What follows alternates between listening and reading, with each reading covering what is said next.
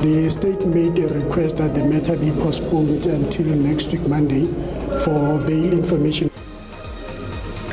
Lihlahliselwe ngemsombuluko lotako licala lebasolwa labathathu lababoshwe kamuva ngetinsolo tekusita umdlwenguli aphindze abe ngumbulali Thabo Bester kutsi ece ejele. Takamuti tasedube eNanda enyakatfo yaseThekwini tisele tingenawo emakhaya ngemuva kwekuthi imvula lenemandla idale umonakalo lomkhulu. Jaguars is a phenomenal team with a great legacy, but as Fireballs, we think it's our time right now. Umdlali we-Gauteng Fireballs China Mdawu unelithemba lekuthi licembu lakhe litasivikela sicoco se-Telkom Netball League kulempelasonto.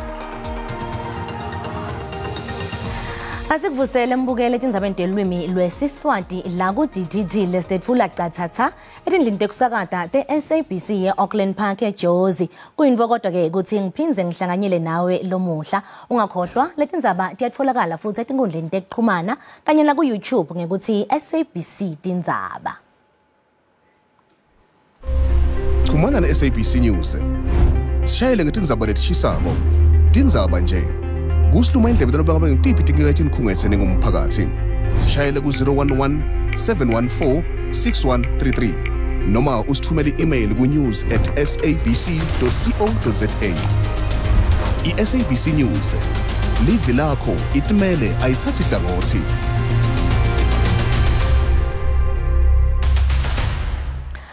Lihlahliselwe ngemsombuluko lotako licala lebasolwa labathathu lababoshwe kamuva ngetinsolo tekusita umdlwenguli aphindze abe ngumbulali Thabo Bester kutsi ece ejele laseMangawung. Bashushisi bembuso bathi badzinga isikhathi lesanele sekuphenya. 3 more accused appeared in court today, which is accused number 10, 11 and 12. As we are aware that already 9 accused have appeared before the court. Accused number 10 is Thaba Mir, who's facing just one charge of assisting an inmate to escape from lawful custody. Accused number 11, it's Joel Macheta. Accused number 12, it's Mwek, it's Ramudula. Number 11 and 12 are facing 3 charges each, which is assisting an inmate to escape, violation of the body and corruption. The state made a request that the matter be postponed until next week Monday for bail information so that the police can assist to check for us if the accused have previous conviction or if they don't have any pending cases. Lisekela lenvuna yetemphilo Dr. Sibongiseni Dlomo lithi setehlile tibalo tebantfu labasuleleka ngesifo sekholera. Dlomo uthi nanome kunjalo sifundza iGauteng solo ngiso lesinetibalo letinengi tebantfu labandlule emhlabeni ngenxa yalesifo. We have seen the number of admissions and suspected cholera cases significantly reduced in our country. We have even closed that hospital we call the Kanana in Kanana, which was a hospital, a field hospital. It was largely heavy on Gauteng and Free State because the cases that we have reported on Northwest, Limpopo and Mpumalanga were actually people who had actually been in Hammanskraal and therefore they traveled into those provinces with the cholera there. So we have actually been sending advices and requests, warnings to say, I could have been a cholera carrier. And please, when I'm preparing food, I must actually wash hands. When we are coming in from the bathroom, please wash hands so that I could still remain with my cholera in me, which probably is not affecting me, but I should not spread it to other citizens of the country.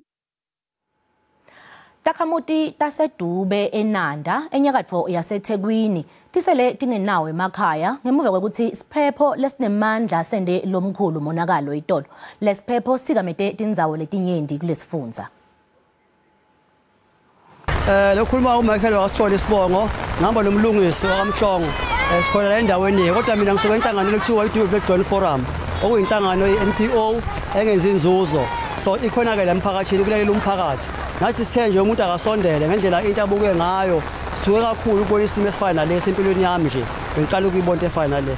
Kuvele kwaba khona ife lemnyama elisuka le eThekwini noma eTown.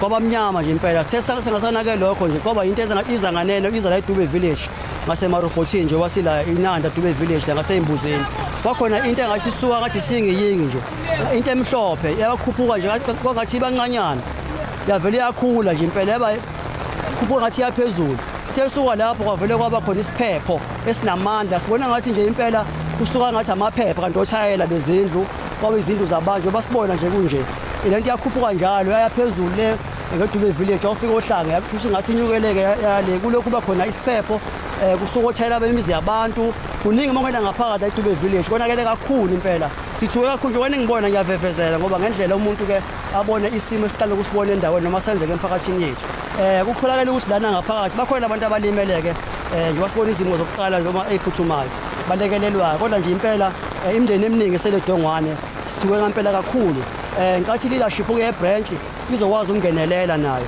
ikwazi ukusiza umphakathi ngoba imizi eminingi la siyabona ukuthi kubhlungu iyantula mhlawumbe indawo zokulala kodwa siyathemba ukuthi ke ubuholi abukhona endaweni emphakathini yethu le leadership ye branch izokwazi ukulekelela nami ngikhuluma njengelunga lomphakathi futhi ngibe ngiyimember noma ngiyimember yeDube Joint Forum inhlangano engenza inzuzo kodwa ke siyabonga ukuthi ngoba nifikile nani beyindaba nizokwazi mhlawumbe ukuthi nabo bebona bakude ukuthi yiphi into abangayenza kulelela lemndeni lena esihlwembu njengamanje ngicabanga ukuthi nayo la iNeighborhood Watch ikhona njengamanje uhlaka futhi ukusiza umphakathi lizobheka isimo abanye abafeki beNeighborhood balekelela ngaphakathi ukusiza umphakathi noma leyo mizi leyo edijikele noma iphephukele khuluma ngila ngingomunye owehlakalelwe iroof yami iphephukile ngoba ngila sibaningi mangibheka ngithi izindlela zimbalwa ayingathintekanga kulento into ebhlungu kakhulu ukuthi manje abantu asathi bazolala phi nemvula iyana ngoba bepheshukelwe izindlu bese ngacela nje kakhulu ukuthi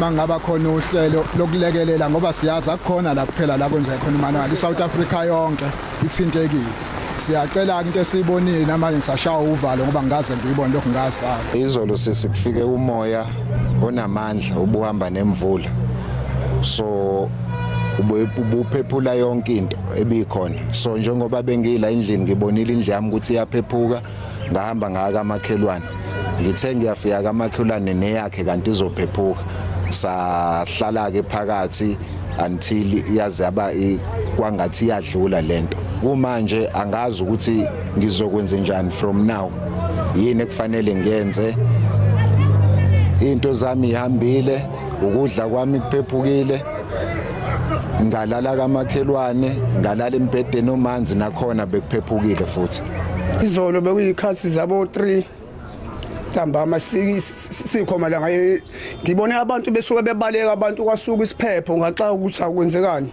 ngathi ngiyabona kuwa imizi lengaphambi kwami lapha nama container nala qashuka intambo saphuma sabaleka ngoba esihlalele kwaphuma ukhethe ngathi ngisathi ngibona ukhethe liphuma sabaleka nathi sivike inkethe ngasazi ukuthi umuntu wavele wadunyela wangazazi ukuthi uzokwenza njani indlela nje usibonga ukuthi sisindile indlela bekuyiyona bekukubi ngempela abantu abaningi nje balimalelwe impahla yabo kuze kwawa ngisho ama container into esinda kanje kwaphephuka uthayela ngenhlanhla ke umuntu azange alimali sibonga lokho uNkulunkulu ukuthi uwazi usigcina sasafe. We are coming to investigate what is going on here because we have seen it in social media as the Department of Human Settlements in this province.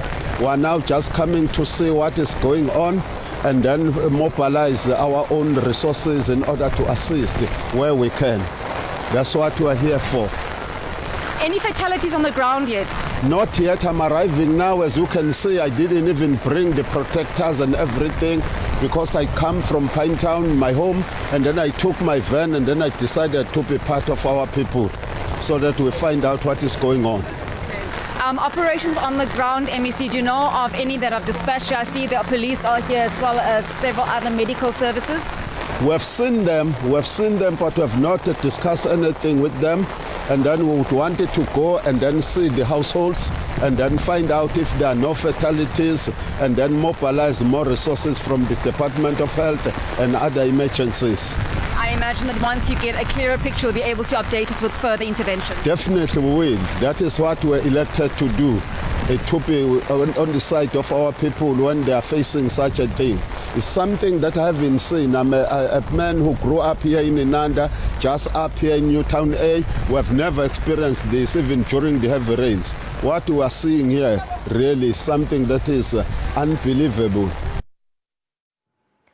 Vincent Magwenya lokhulumela mengameli Cyril Ramaphosa uthi mengameli usawutawuphumela ebaleni achaze ukuthi ingabe mengameli waseRussia Vladimir Putin utawuta yini kungqungquthela yeBRICS letawubanjelwa kuleli. Magwenya uthi mengameli usakhulumisana nemalunga eBRICS ukuthola umhlahlandlela.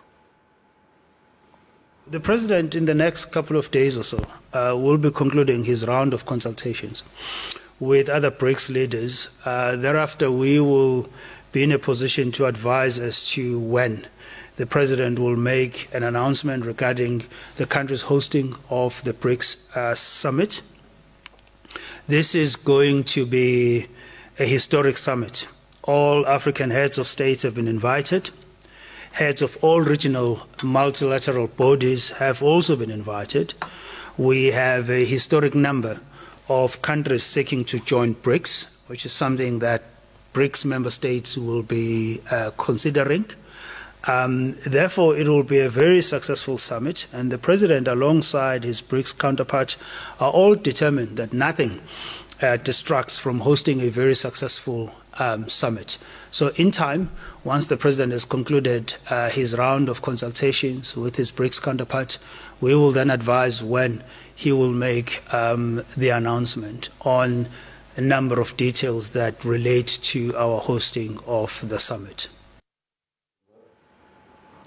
Indvuna yetebudlelwane nemave angaphandle naledi phando ithi lelive kanye nalamanye mave eAfrika yongana asatawuchubeka endela ubito lwekuthi kuphele lembi yeRussia neUkraine. Indvuna yetebudlelwane nemave angaphandle eGermany Annalena Baerbock icele iPitoli ukuthi isebenzise live layo kuletha kuthula. Lithimba lebaholi base-Afrika lebeliholwa ngumengameli Cyril Ramaphosa lavakashela e-Ukraine ngenhloso yokudama kuletha kuthula kuletinye tindzawo lapho emasotsha ase-Russia asolwa ngekubulala kudlwengula aphindze ashaya itakhamuti tase-Ukraine. Live lase-Russia litiphikile tinsolo tibhekisa kulo mayelana naletigameko. The African delegation led by President Cyril Ramaphosa made this very clear in St. Petersburg.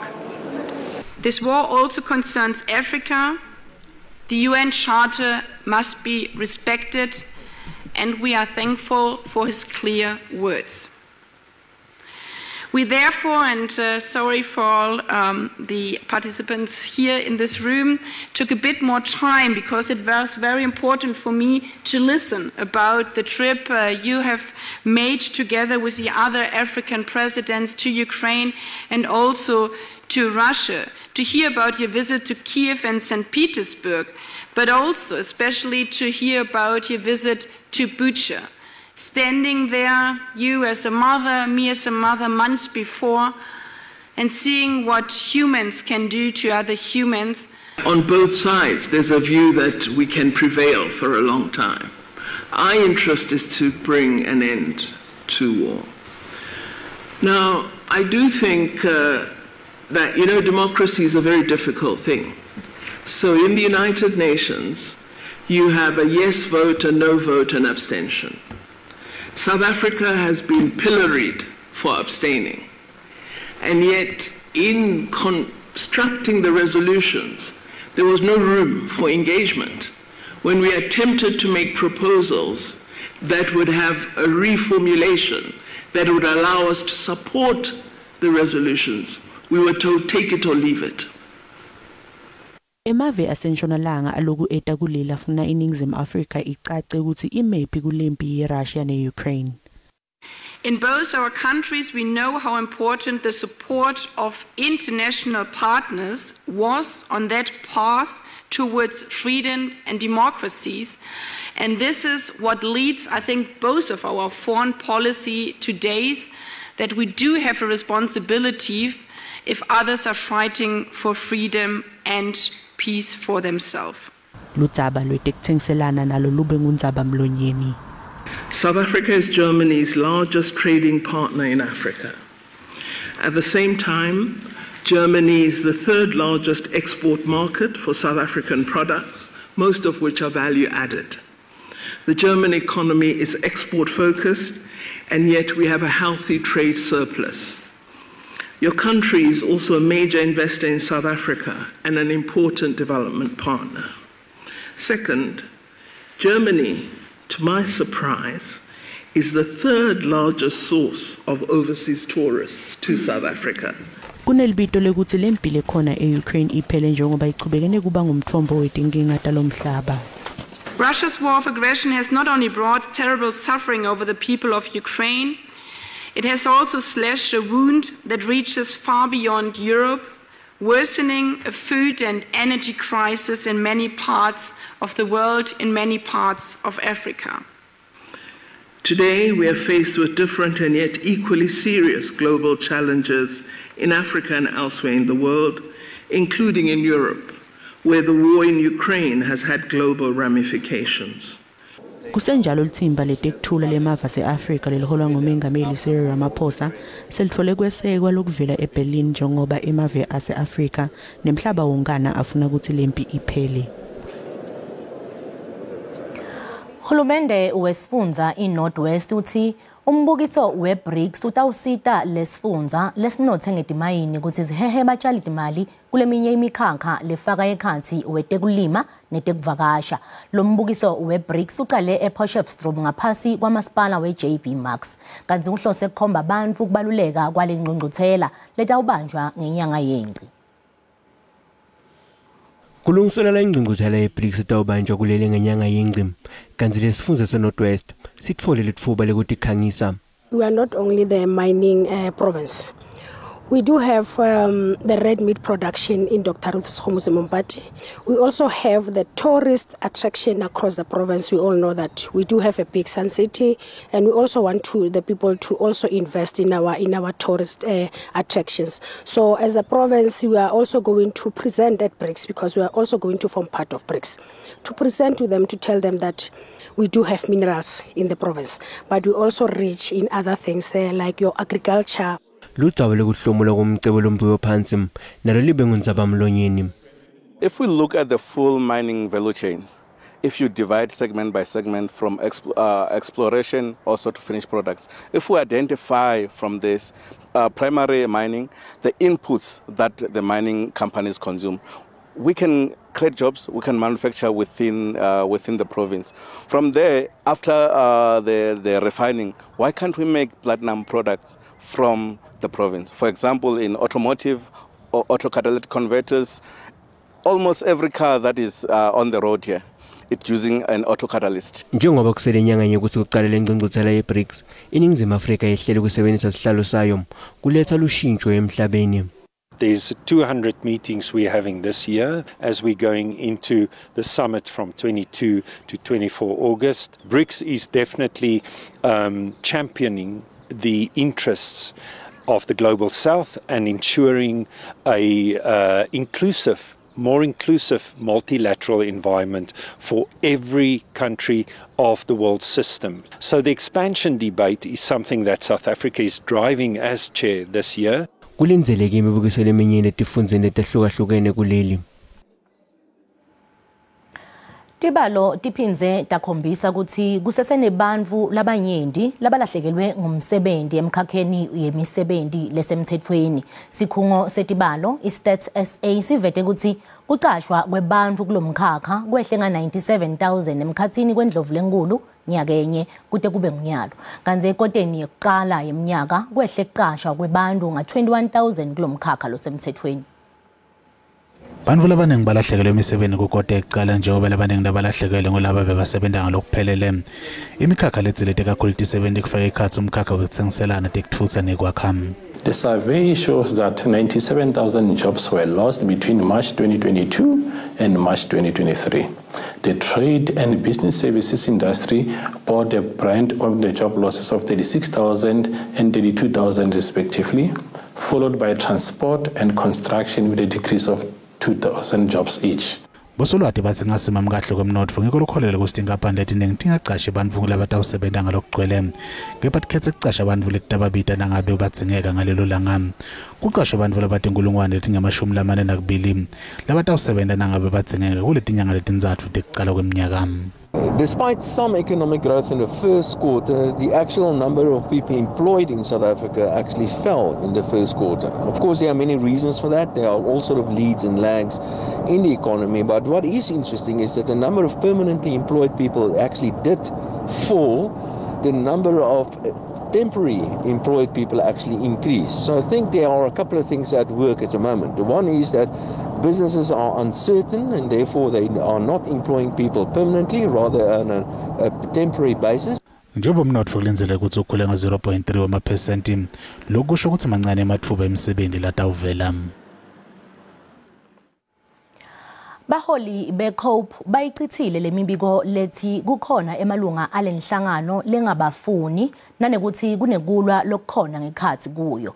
Lokhu kulandzela kuqoshwa kwelisekela lemholi walenhlangano Willy Madisha namapalane lobuke delicate for Mzwandile Hleko lokwendiwe ngulabo labasonzelene nalikota.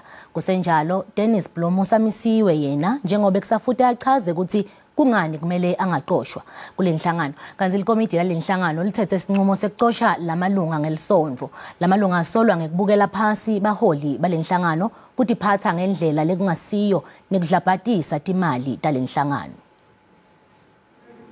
Willy Madisha, Mzwandile Hleko na Dennis Blom bachazwe njengalabo labangakathembakali labaletha kungevani ngekhathi kwenhlangano ye-Congress of the People. Kungako bagcine bacoshwa kulenhlangano ngaphandle kwamunye lekusamela atinike izizathu ukuthi kungani kumele angacoshwa kulenhlangano. Lokusho ukuthi Madisha kumele akhishwe kuba lilunga leParliament. We have 3 members who are acting contrary to the 33 members of Congress of the People that are elected nationally. So how that is called a faction, I don't know. Maybe my understanding of what a faction is different. But we have, I will say, we have rogue members that needed to be dealt with. Lenhlangano ichithile imibiko lethi laba labathathu bavele bangafunwa kepha ithi banikwe amavili amabili ukuthi bafake isicelo sekubuketwa lokucoshwa kwabo kungakapheli emalanga la14. Even now as we speak, they've got 14 days to appeal to that decision. But instead they have been clamoring for media attention, dancing to the tune of the cameras that are before them, making utterances that are really not working in their favor. But if indeed it was purging, would not have followed such a long protracted process and attempted to extend an olive branch for such a long time. Lokwenteka nje lenhlangano iyakubamba inkonfa yavelonke ngenyanga yengongoni lomnyaka losetulu. Kusenjalo Dennis Blom losonzele naMadisha uthi yophendula imibuto ebetindzaba kungasikutsala.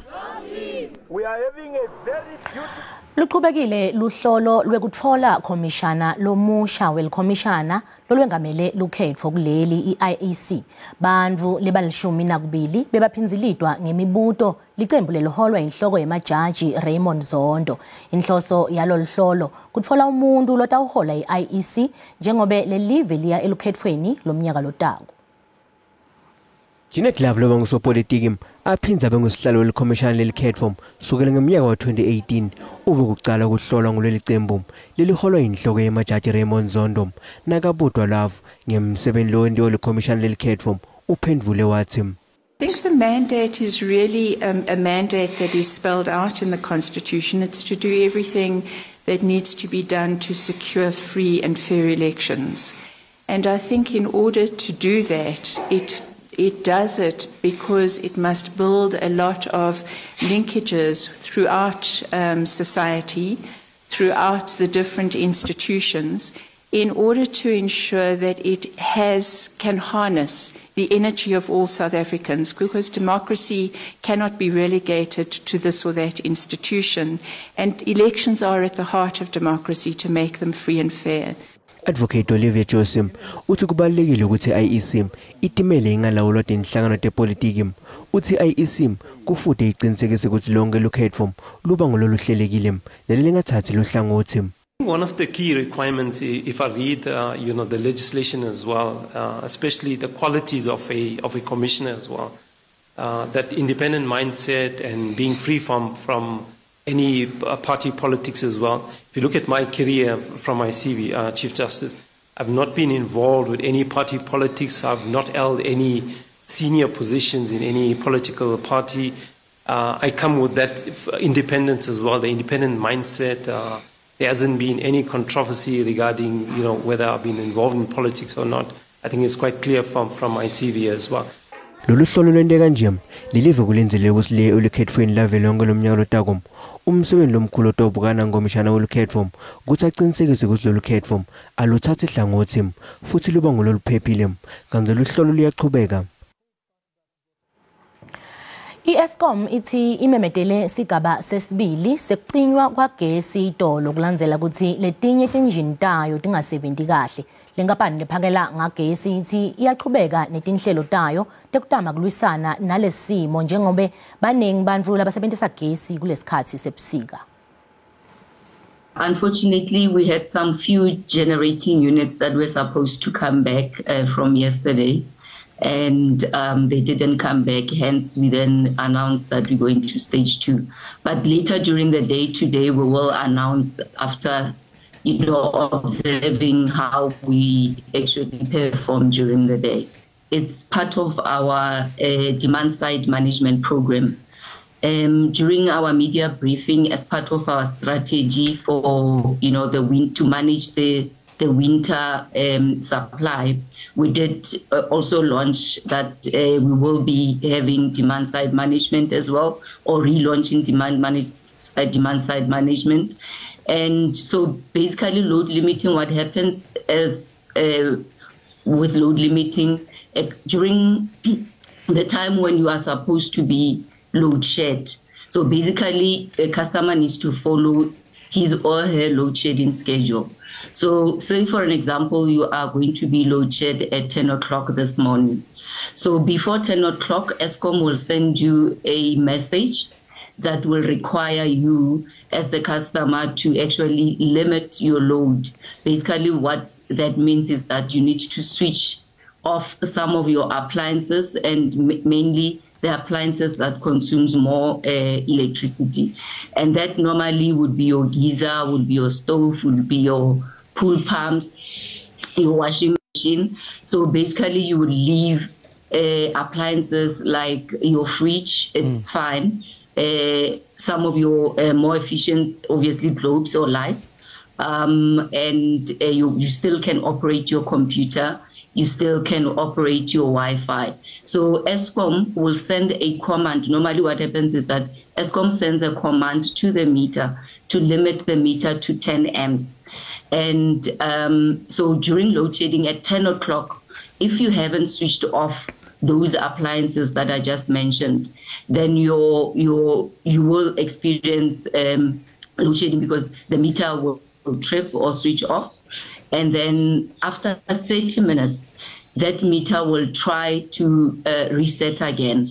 And if you still haven't switched off, for example, the geyser and the stove, and you're still using those high intensive consuming appliances, then you will basically that meter will try to reset again, but it won't reset because you still have load more than 10 amps. So that process will happen every after 30 minutes up until you switch off. So basically the idea, as I said, that it is part of our demand side management. So it basically is to say to customers, other than us having to, switch off your electricity altogether, let's rather have, some of your appliances working, as we may know that some people are working from home. Basically, it's around 4 ways, pulse off. We've got 5 substations that we are, piloting on, but it's around that area of poles of 4 ways, the bigger 4 ways. But we are looking into having other areas that have smart meters, because if there's no smart meters, then this pilot obviously won't be able to be implemented. So in those areas, and the reason why we chose 4 ways, Leanne, is because we had implemented smart meters around 2016, 2017, around there. Smart meters around certain area, about 32,000 meters that we had installed. So it was a little bit easier for us to pilot Santen as on this project because of those meters that we have installed in the past few years. In actual fact, when you're saying behaving, that's actually the whole idea, that we change the behavior in terms of how we use electricity, especially now, while we are focusing on, bringing back our generators. But at least let's not have, a bigger impact on customers by actually having higher stages of load shedding. Yeah, to answer your question, we have seen, some customers appreciating the pilot, although some have said that they haven't actually benefited from it. And I think we just need to do more of, communication to our customers, because basically what I suspect that is happening is that these customers are not switching off what they need to switch off, because if you don't switch off those appliances that I mentioned earlier, you won't obviously enjoy the benefit. But if you switch off, or because you are not receiving maybe your message or your SMS, maybe because of you haven't updated your particulars, maybe your contacts with us, then probably the customers are not receiving that SMS that they are supposed to receive. But if you don't receive the SMS, it's not a train smash, Leanne, because they can just still follow their load schedule. The load shedding schedule. So before you can be load shed, you just need to switch off those appliances for you basically to enjoy the benefit. Umhlati wetepolitiki Professor Bheki Mngomezulu uthi kudendela kwe-Inkatha Freedom Party nobeke i-IFP ngalamafisha esifundzeni saKwaZulu Natal elukhethweni lwekuvala tikhala kumele kuyikhathate i-ANC. Lo mhlati uphinze wavakalisa ukuthi i-ANC kumele iqhamuke netindlela letinsha uma ngabe ifuna kuqhubeka ibuse kulesifundza. Umbango wezombusazwe phakathi kwe-ANC ne-IFP uyaqhubeka esifundazweni. Kulolu khetho lokamuva lokuchibiyela olubanjwe esifundazweni, i-IFP inqobe amawadi abephethwe i-ANC ayishagalombili. I-ANC ke yona alikho ke iwadi eliphuce i-IFP. Umhlaziyi wezombusazwe uSolwazi uBheki Mngomezulu uthi i-ANC kumele ke iqhamuke namasu amasha uma izimiseleke ngokuphatha lesifundazwe ngemuva kokhetho longonyaka ozayo. Qoqa omasipala kwe-IFP okulokhu kuqhubeke njalo kusukela ngonyaka ka-2021 kusho khona ukuthi kukhona into eyenza kahle ilona i-IFP engicabanga ukuthi ke kuyodingeka ukuthi i-ANC isebenze kanzima ukuze ikwazi ukuthi igcine isifundazwe saKwaZulu Natal.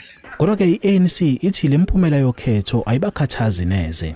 Uma wabheka itrend ye-ANC as a movement, i-ANC iyaqhubeka ukuphatha, ingakho sisho ngaphandle kokunanaza ukuthi sizobuyisa ukhongolose emandleni ngo-2024. I-IFP ithi ke lemphumela yakamuva izinkomba zokuthi ke izakhamuzi zesifundazwe azigculisekile neze ngendlela ke iqembu lobusayo elenza ngayo. Lasinezwe khona ithuba lokuphatha khona. Kufanele sihambise izinsiza kusebenza emphakathini, abantu bayithole intuthuko. Ingakho siyiqembu kuphelele elingangabazi ekuthenini uma kukhona ungenzi kahle sithi hayi akuhoxe lesi sikhundla ngoba sibona ngathi akwenzeki ngendlela esicabanga kufanele kwenzeke ngayo uhulumeni. Ukhetho lokuchibiyela luzokubanjwa kumasipala waseThekwini, inkosi langalibalele kanye nakumasipala wase-Alfred Duma. NginguSimphiwe Makhanya wezindaba ze-SABC ngiseThekwini. Mapalane jikelele we-ANC fikile Mbalula bekasesifundzeni i-Free State itolo lapho bekanemhlangano nemagatsha alenhlangano. Mbalula uphinze wakhuluma kabanti ngalona bekangumabhalane walenhlangano eIsibahashule. Mbalula unthi takhamuti letiningi tase-Free State tikhala ngekuswelakala kwemisebenzi nekwetfula kwetinsita.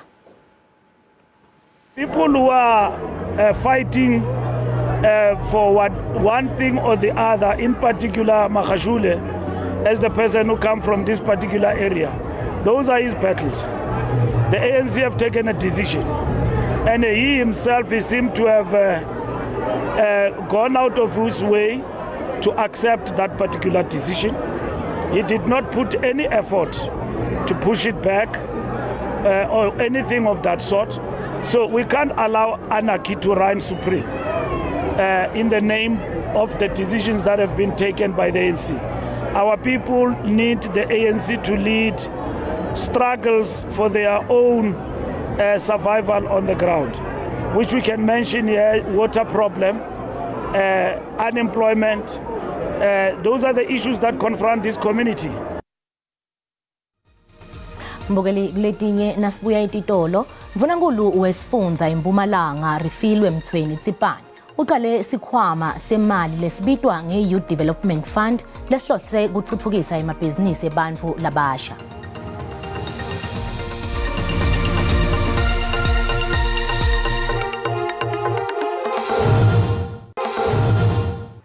Asiphinze sikwemukele esigabeni sesibili setindzaba telwimi lwesiswati la ku-DTT na usanza ngena ukhethe kahle ngoba tisekhona sichubeka nato.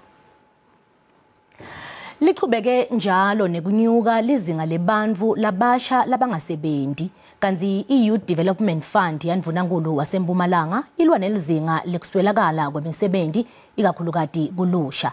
Seyisite emabhizinisi ebantfu labasha labangemashumi layimfica nesikhombisa kulesifundza kusukela ngeminyaka wa 2021. Mvunankulu Refilwe Mthweni Tsipane unelithemba lekukhulisa sibalo sebantfu labatawuhlomula njengobe ubeke 114 million yamarandi kulonyaka. Lindo Kunhle Mamba ungumphathi we-internet cafe eBrighton.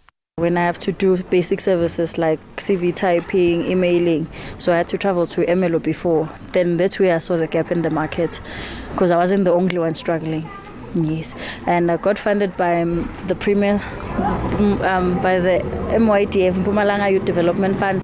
Ngemuva kwekutfola kuchaswa ngemali ubese ucasha bantfu labasha lababili. This was a job opportunity for myself.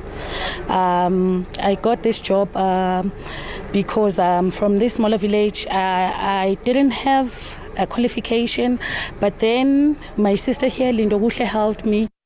I-Youth Development Fund yasungulwa nga-2021 kunciphisa linani lebantfu labasha labangasebenzi.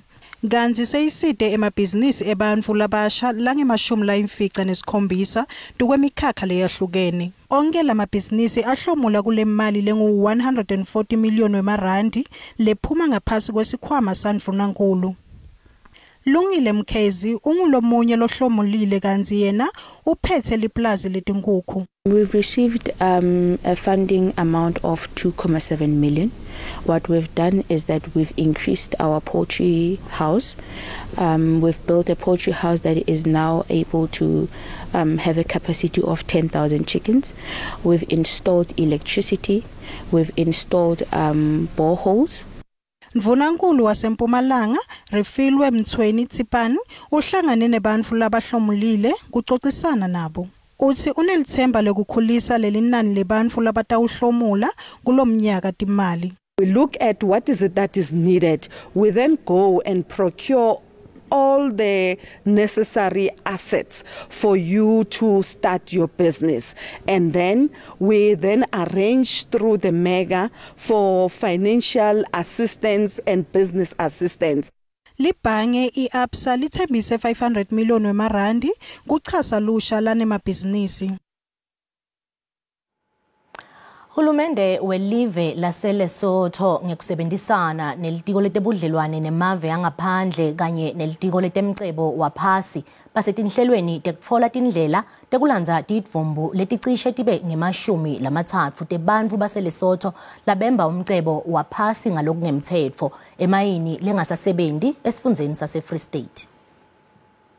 Indvuna yemcebo waphasi Lesotho Mohlomi Moleko uthi usabamba tinkulumiswano naletinye tindvuna tase SABC kutsi kukhishwe imali lelinganiselwa ku 42 billion wemarandi lekuyimali lekufute ihlomulise tinkampani takuleli letisisa ngetimali. He talked about our meeting with him at the mining in Tindzaba, where he says that I didn't really show much interest in addressing the issue of the illegal miners. The reason why I had gone to the mining in Tindzaba was to look at energy issues and mining, but we touched on that issue of the illegal miners. And I was the one who initiated the meeting with him. Indvuna yemcebo waphasi Lesotho ithi takhamuti tase Lesotho letibandzakanyeka kuleti mayini letingemtsetfo kuleli ngiko kanye lokumende wangenela ipolitiki uthi lesi siphakamiso sekucala lasibeke embikwendvuna yetemandla kwedemantashe. And I said, lastly, what I want, since you're a miner, I want to bring to your attention that there's 42 billion worth of unclaimed terminal benefits of miners. Lesotho has about 30% of that money, which would be approximately 12 billion. I said to him, if you could allow us to pull that money into Lesotho, the 12 billion from the asset managers which are holding this money, your Investex, Old Mutuals, and so on, we would be able to set projects which we could then, which would be directed toward the miners themselves. Moleko uthi iLesotho ihlomule imali lenganga 12 billion wemarandi lehleli nje etikhwameni tebaphathi bemandla labahlukahlukene kuleli lengasetshenziswa kucatulula tinkinga temnotfo letidaleke nakuvalwa letimayini. It's very simple to address that issue of illegal miners if we have the resources to create those jobs so that they come back. It's actually the reason that I entered into politics. That's exactly the reason. Then in April, I was sent as a special envoy to see the President of South Africa, Cyril Ramaphosa. I told him the same thing. I told him the history of the country, and I told him about that money, that we should use that money to address the issue of the illegal miners. And it was before this incident occurred. Hulumende waseLesotho uthi ucela tonke takhamuti takulela live letitinde eNingizimu Afrika ukuthi tihloniphe umtsetfo wakule live kwatise ukuthi kugcinwe budlelwane lobuhle neNingizimu Afrika. Kubonakale tanza tibalo tekutfunjwa kwebantfu ngenhloso yekufuna imali kule live kule minyaka leyengcile. Letehlakalo tibonakala tidlanga kakhulu eThoyandou eLimpopo. Umphakathi wemabhizinisi eMandiya kulendzawo ukholelwa ukuthi ngiwo lobukwe kakhulu ngenxa yemabhizinisi awo. Imindeni lesihlanu kwadzingeka ukuthi ikhokhele imali lenkulu kude kubuyiswe amalunga ayo. Laba khahlametekile bathi sebahlala baseluvalweni. Tenyukile tibalo tebantfu labatfunjwako eThoyandou ikakhulu lapho kuhlala khona eMandiya lanemabhizinisi. Indvodzana yaBerawada Tajasi yatfunjwa ngenyanga yaBhimbidvwane lomnyaka losetulu. Tigebengu tafuna 4 million wemarandi kude timkhulule. Kepha Tajasi wakhokha 1 million kude kukhululwe indvodzana yakhe. They kidnapped my son and 2 daughters, and they demanded some money, and they asked me 4.5. I started negotiation. This comes to 1.2, and we bring back our child. We paid that amount and we bring back the child. Baholi bemphakathi bende lubito kumaphoyisa ukuthi kulwiswane nalokutfunjwa kwebantfu kulendzawo. When we call for the police, we are put on hold. When we call for the police, they come 10 hours later. Now, this is not how life's supposed to be. When a normal person is being chased by a traffic police, the entire squadron comes to their homes to arrest that person civilian. Imagine now when all these cases have happened, 5 cases have passed so far, 6 cases. None of the police officials were there on time. Ngekuya kwemininingwane yemaphoyisa bangetulu kwelikhulu basolwa lababoshelwe emacala ekutfumba velonke kule minyaka lemithathu leyengcile. Masipala we King Sabatha Dalinjebo eMpumalanga Kapa ubekele eceleni imali lengu-3 million wemarandi letawusita kumkhankaso wekuhlanda tindzawo letikulesifundza loqale kusebenta nga-2019. Lo mkhankaso wekuhlanda kubikwa ukuthi uvule ematfuba emsebenti ebantfu labasha kulo masipala, kuthiwa utawuheha nebatjali timali. Umasipala ukwiphulo lokwazisa ngokulahlwa kwenkukuma ngokungekho semthethweni. Usungule onozakuzaku abalawula ngokulahlwa kwenkukuma, ukanti wandise inkqubo zikarhulumente neenkqubo amashishini abucala asebenzisana norhulumente kuzo kunye nezijolise ekuphuhliseni amashishini asakhasayo. Sinazo i-awareness campaigns esiqinisekisa uba siyabafundisa abantu ngokubaluleka kokucoceka, kuqinisekisa into yoba ngaba i-case sigcina indawo ecocekileyo.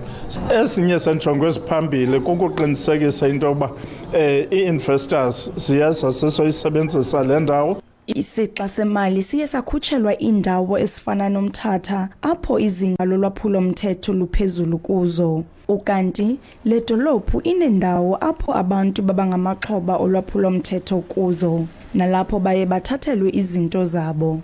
Siyalwa ke nalo ulwaphulo-mthetho ngandlela zonke nanjengoko sisebenzisana nenkonzo yamapolisa oMzantsi Afrika, sisebenzisana kwanayo neforum ekhona elapha eMthatha. Osomashishini basezitalatweni kunye nomhlali bavakalise ithemba ngakule nkqubo. Abantu abaklinayo siyababona bayafika, kodwa xa ngezinye imini bangafiki siziklinele ngokwethu, sibe kunkcenkceza amanzi apha emva kwethu ke abavalwanga nawo uyiloo nto kucace noba baklinele sebeklinile. Siyawubona uma kuhluko uklina ngoba kaloku nokwezinye indawo bezikade kukubi kakhulu, like phaa eYork Road naseMadera, yenye indawo endiqomba zinabo bunzima ezinakuya phaa ngasenxa uye elokishini le phezulu. Lo masipala uthi injongo zeliphulo kukuba idolophu yaseMthatha neyaseMqanduli zizinzise abatyali imali. NdinguNomzwanele Mngoma kwiindaba ze-SABC ndiseMthatha. Mbukeli, sikubutile ukuthi njengobe emave asentshonalanga ayaqhubeka nekufaka incinzetelo ukuthi lelive licace ukuthi limephi kulembi lesemkhathini weRussia neUkraine. Ingabe uthini umbono wakho ngaloku lokwentiwa ngemave asentshonalanga? Uphendvule kanje. Bangasi lamave omabili angabeka phasi ikhali bakhulumisane, bavane njengoba bavana kuqala, bathelelane emanti ngoba lembi icala ekudzala emakhaya amasana abadala, amasana abantwana bonalutho, kufa abantwana kufa abantu namhla nemini. Abeke phasi ikhali kukhulumiswane, kuthobelwane, kuhloniphane. Ngibona sengathi okwenziwa amazwe asentshonalanga emazweni ase-Afrika, ngicabanga ukuthi acacisa ngokusobala ukuthi wona akontrolayo, wona aphethe. Lona ngumbono wembukeli, i-SABC ngeke yekufeswe ukuthi iphendvulela ngawo. Umkhandlu wavelonke webantfu labaphila nekukhubateka uthi balinganiselwa ku-600,000 bantfwana labaphila nekukhubateka labangakwati kutfola imfundvo kuleli. Sifundza sase-Northwest sinetikolwa tebantfwana labakhethekile letingemashumi 32. Nanobe kunjalo, bantfwana labakhubatekile lekufute ngabe basetikolweni bahlala etitaladini. Babuthakathaka futhi abasanakwa, babashiye babodwa ukuthi batitfolele impilo. Labanengi babo abawati umnyango wesikolwa, bancike kulesikhungo lesilikhaya nesikolwa sabo. Batho thusa ke moruta yalo kana gore leleme le butlwa ne. Bane kubekwa endzaweni lengakaphephi lapho bagcina banokubedwa ngekwemacansi. Lona ngumntfwana loneminyaka leli-16 budzala, longafuni kudzalulwa, akakhoni kukhuluma kahle futhi akachubi kahle esikolweni. Ngaphandle kwalokungakwati kukhuluma kahle nekungafundzi, ufisa kuba ngumhlengikati kude asite bantfu labanenkinga lefana neyakhe. O batla go nna eng ga o gola? Ke go nnese. Goreng o batla go nna nnese? Ke go thusa batho. Sihlalo wesikhungo umulimo care and support wetama ngako konke lokusemandleni kufundzisa labantwana kukhuluma nebantfu. I need a help for those children, those disability children, because we don't have enough resource for them, and we don't have too much knowledge to help them. So we need a Samaritan to help us to help those children to get a better education, to get a better life. Umkhandlu webantfu labaphila nekukhubateka velonke uthi litiko letemfundvo alitinaki tikolo letikhetsekile kule live. You find that the government don't even have the budget of these special schools. It's not taboo that you find a province like Mpumalanga. They do not even have one special school. Sure. If you go to an extent of the province of Northern Cape, you only find 3 special schools. And they've got limited resources. The infrastructure, it's not conducive to cater and accommodate the needs of those children. Ganze litiko letemfundvo kulesifundza lithi belingadi ngalesikhungo futhi litfumele lithimba kubuka kutsi bangasitakala njani. Some of the care centers are not registered, so it becomes a little bit of a challenge for the department to know about them. So even with this specific center, we are going to ensure that we send a team from our district to go and check on what is it that we need to do, but to ensure that we take all these learners to the relevant special schools. Nanobe labantfwana bachubeka nekubukana netingcinamba lithemba labo lekutfola imfundvo lisetandleni tahulumende.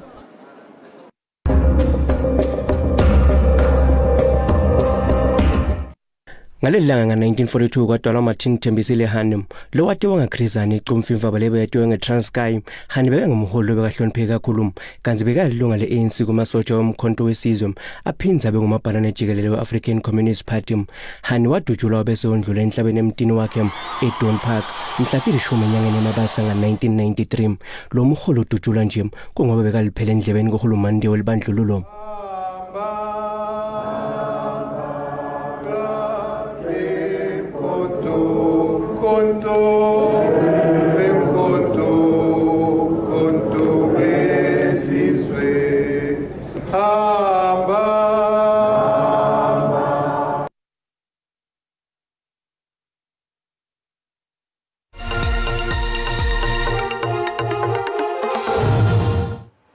Umdlali weGauteng Fireballs China Mdawu unelithemba lekuthi licembu lakhe litazivikela sicoco seTelkom Netball League kulembela sonto. Fireballs aphakamisa lenzebe lomnyaka lophelile kulandzela kwekuthi ashaye emaGauteng Jaguars kumancamu ePitoli. Leli cembu lemaFireballs nyalo lisenzaweni yesibili kulokho.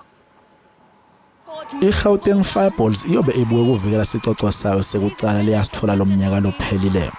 Leli cembu lakhona kuphazamisa iGauteng Jaguars lebe isolo itendela nje isikhathi lesithe kulandzela ukuthi bayibhacabule 35-32 kumdlalo osezingeni kakhulu bokade useHartfield Arena ePitoli lomnyaka lophelile. Leli cembu leGauteng Jaguars lisenzaweni yesibili kanti ihola yeFree State Crinums ngamaphuzu lamashumi kanti emaFireballs anemidlalo esandleni.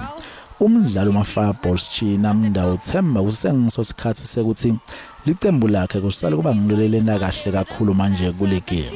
Jaguars is a phenomenal team with a great legacy, but as Fireballs we think it's our time right now and we're taking full advantage of that, but obviously respectfully and understanding and paying respects to all the greats that came before us and making sure that everyone understands that netball is great throughout South Africa, not just in one part of South Africa, and that's what we want to just showcase. Leliki ngaphambilini bekusola kuyiGauteng Jaguars beyitendela kuyo ingena competition njengoba yathatha emahlandla lasihlanu ngeminyaka 27 kuya ku2021. Kanzi iFree State Crinums yathatha ileague emahlandla lamathathu kusukela nga2014 kuya ku2016. Mdawu uthi competition ematima kakhulu kule season. Fireballs, we definitely want to take it game for game and see how it all plays out. We have great teams in the TNL, so many strong teams. This year, I don't know, is it because of the World Cup, but we're just loving the development and all the opportunities that have been given to all teams and adding 2 new teams to the TNL. So we just so amazing and so grateful for all the amazing players that are coming into the system to make sure that the development in our country for netball is still there. China Mdawo akekho ke kubadlali abalishumi nesihlanu ama-Proteas laba bayingcenye yendebe yemihlaba lebaseKapa lenyanga letako kanti uthi lokungabi ingcenye lendebe yemihlaba kamehleli kahle. Yeah, definitely it was a disappointment. I don't want to say disappointment, actually, funny enough, I just said it was sad, purely because there was some other personal reasons that I couldn't make it. But more importantly, the 15 that have made it, we want to congratulate the girls and make sure that they are ready for the World Cup. So that's why we're all doing our part, whether you made it or not, whether you're sad, disappointment, whatever your feeling is. We all have a role to play to make sure all our girls are ready for the World Cup. And that's by giving our A game to the girls in the TNL League or whatever other national league they are in, and make sure that they're ready to take that podium finish. Lona leminyaka lemashumi amabili nemfica manje abe ingcenye lelicembu lelabahingcenye yendebe yemihlaba lebekade isengilandi kule minyaka lemine lengcile. Kepha uthemba ukuthi utawuba ingcenye lelicembu letawuya kundzebe yemihlaba letako letabe ise Australia. I mean, if my body allows, definitely it takes a toll to be a professional sporting person. I think anyone who can play netball or any sport that you love or you're passionate about, you'll keep doing it until you can't. And yeah, there's always another turn. It's just not my turn right now. And when it is, I'll definitely take it with both hands. Imidlalo yokugcina Telkom Netball League yodlala ngamgcibelo Hartfeld Arena ePitoli. Kanti Mdawo ufuna ukuthi ithi ibiphela abeyashiya umlando kuvakala ukuthi cha naye bekakhona kule midlalo yokugcina. Mbukelo muhle tiyaguqa dalomuhla tithole futhi kusasa nagabanca insimbi yesihlanu Tindzaba ku SABC 1 ungakhohlwa simo selitulo siyalandzela nisale kahle.